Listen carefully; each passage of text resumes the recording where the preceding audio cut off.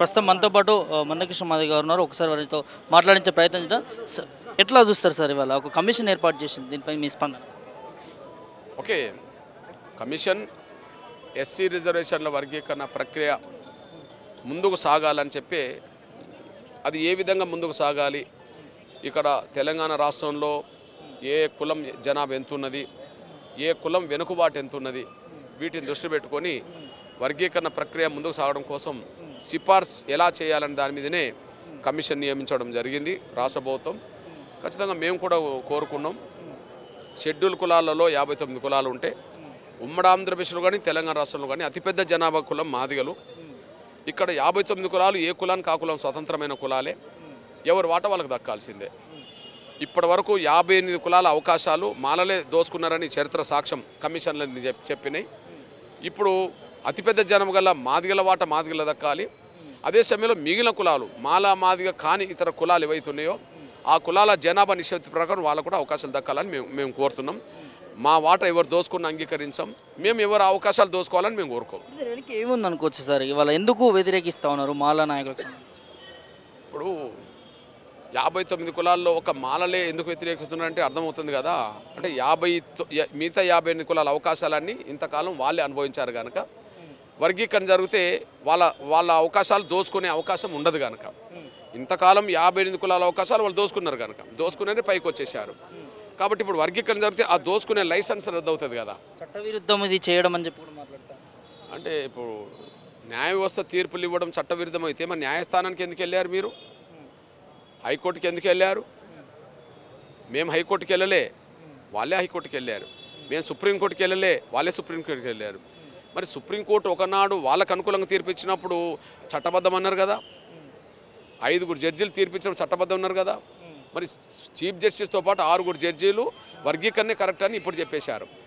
అప్పుడు మీకు అనుకూలమైన తీర్పు వచ్చినప్పుడు అది చట్టబద్ధమైనప్పుడు, ఇప్పుడు అన్యాయం జరిగిన వర్గాలకు అనుకూలమైన తీర్పు వచ్చినప్పుడు చట్టబద్ధం కాదంటే ఎట్లా? అంటే వాళ్ళు స్వార్థపరులు అంతే, వాళ్ళు ఎవరిని గౌరవించేటట్టు లేరు. మీరు చూడండి, అసెంబ్లీలో అన్ని పార్టీలు ఏకాగ్ర తీర్మానం చేసినాయి గతంలో, వాటిని లెక్క చేయమంటారు. గతంలో ఎస్సీ వర్గీకరణను రాష్ట్రపతికి ఉన్న సమయంలో కేఆర్ నారాయణ సమర్థించిండు, ఆయనను లెక్క చేయమంటారు. ఎస్సీ వర్గీకరణ మీద నియమించబడ్డ ప్రతి కమిషన్ వర్గీకరణకు అనుకూలంగా సిఫార్సులు చేసింది, ఆయన లెక్క చేయమంటారు. ప్రధానమంత్రులు వర్గీకరణకు అనుకూలంగా స్పందించిన సందర్భాలు ఉన్నాయి, వాళ్ళ నిర్ణయం లెక్క చేయమంటారు. సుప్రీంకోర్టు తీర్పు వర్గీకరణకు అనుకూలంగా వచ్చింది, వాళ్ళ నిర్ణయాన్ని లెక్క చేయమంటారు. ఇప్పుడు మరి ఎవరి నిర్ణయాన్ని వీళ్ళు గౌరవిస్తారు? ఎవరి నిర్ణయాన్ని గౌరవించరు. కారణం ఏంటంటే ఇప్పటివరకు దోసుకున్నారు కనుక మిగతా అవకాశాలు ఇతరులకు దక్కాలనే ఆలోచన వచ్చేటప్పటికి వాళ్ళు అంగీకరించట్లేదు అంతే. చివరిగా ఉద్యోగ విషయంలో ముఖ్యమంత్రి ఈ వర్గీకరణ జరగముందుకు ఉద్యోగ ఫిల్ చేస్తున్న పరిస్థితి, దీన్ని ఎట్లా చూడవచ్చు? ఇది ఖచ్చితంగా ముఖ్యమంత్రి రేవంత్ రెడ్డి గారు వర్గీకరణకు అనుకూలంగా పదే మాట్లాడడం అనేది జరుగుతున్నది వాస్తవమే. కానీ మరి వర్గీకరణ ప్రక్రియ వేగవంతం చేయకుండా, వర్గీకరణ సిఫార్సులు రాకముందే, వర్గీకరణకు చట్టబద్ధత కల్పించకముందే ఉద్యోగ నియామకాలు చేయడం అనేది శాసనసభలో తను ఇచ్చిన మాటకు విరుద్ధం అనే విషయం కూడా మేము గుర్తు చేస్తున్నాం. ఈ విషయంలో అంటే వర్గీకరణ చేస్తామనో మాదిగలకు నమ్మించే ప్రయత్నం చేస్తూ వర్గీకరణ అడ్డు తగిలే వాళ్లకు మాత్రం ఉపయోగపడే విధంగానే ఉద్యోగ నియామకాలు చేస్తున్నట్టుగా స్పష్టంగా కనిపిస్తున్నది. ఇప్పటికైనా ఇప్పుడు మించిపోయింది ఏమున్నది, వారం 10 రోజులు, ఈ నెలలోపు సిఫార్సులు ఇవ్వడానికి అవకాశం ఉన్నది అనుకుందాం. వేగవంతమైంది కాబట్టి ఈ నెలలోపు సిఫార్సులు వస్తే మొదటి వారంలో రిపోర్ట్ ప్రభుత్వానికి అందుతుంది కదా. ప్రభుత్వానికి అందిన వెంటనే తక్షణం చర్యలు తీసుకోవచ్చు కదా.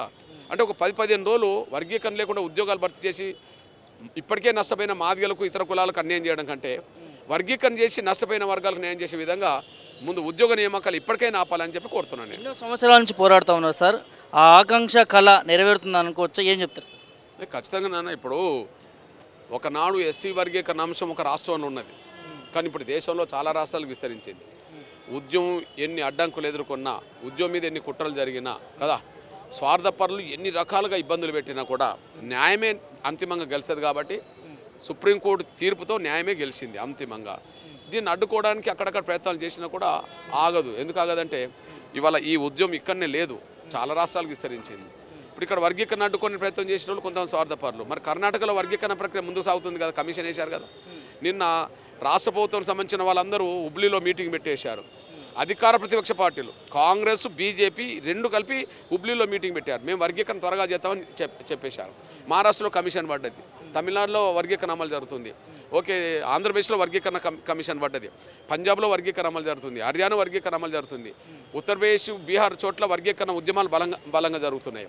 అంటే వర్గీకరణ అనేది ఒకనాడు చిన్నగా మొదలైన ఇవాళ వర్గీకరణ డిమాండే దేశవ్యాప్తంగా ముందుకు సాగుతున్న పరిస్థితి. ఒక మాట చెప్పాలంటే అంబేద్కర్ కాలంలో రిజర్వేషన్ సాధించడమే ప్రధాన ఎజెండా అయిపోయింది. ఏమి లేని కాలంలో రిజర్వేషన్ సాధించడం మొదటి ఎజెండా అయిపోయింది. కానీ 70 సంవత్సరాల తర్వాత రిజర్వేషన్లు అందరిని వర్గాలకు అందించడమే ఈనాటి పని అయిపోయింది. 70 ఏళ్ల క్రితం రిజర్వేషన్ లేవు కాబట్టి అవి ఆనాడు సాధించడం ఆయనకు ముఖ్యమైపోయింది. ఈనాడేంది 70 ఏళ్ళ అనుభవంలో షెడ్యూల్ కులాల రిజర్వేషన్లు అందరికీ దక్కట్లేదనే విషయం ఆధారాలు కనిపించినాయి. కాబట్టి ఆయన సాధించిన రిజర్వేషన్ ఫలాలు ప్రతి కులానికి అందే విధంగా చేర్చడం ఈనాటి పని అయిపోయింది. కాబట్టి ఆయన కొనసాగించిన ఆశయాన్ని ముందుకు నడిపించే బాధ్యత ఎంఆర్పీ తీసుకున్నది. దీన్ని దేశవ్యాప్తంగా విస్తరిస్తున్నది కనుక వర్గీకరణ ప్రక్రియ ఆగదని మేము స్పష్టం చేస్తున్నాం.